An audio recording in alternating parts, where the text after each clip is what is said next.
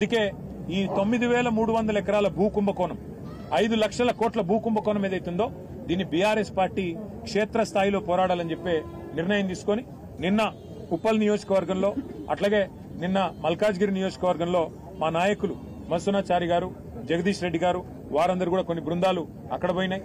ఇవాళ మేమందరం కూడా నేను మా వివేక్ గారు మా కృష్ణారావు గారు ఎమ్మెల్యే గారు అట్లాగే పల్లా రాజేశ్వర రెడ్డి గారు మా సత్యవతి రాథోడ్ గారు ఎమ్మెల్సీ రాజు గారు మేమందరం ఇక్కడికి రావడం జరిగింది.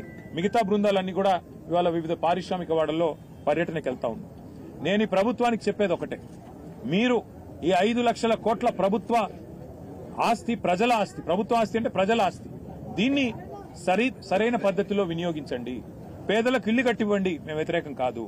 ఈ భూములు వెనక్కి తీసుకోండి, కావాలంటే 50%, 60% వెనక్కి తీసుకోండి. గ్రీన్ ఇండస్ట్రీలు పెట్టండి, మేము వ్యతిరేకించట్లేదు. అట్లాగే ఐటీ పార్కులు పెట్టండి, మేము వ్యతిరేకించట్లేదు.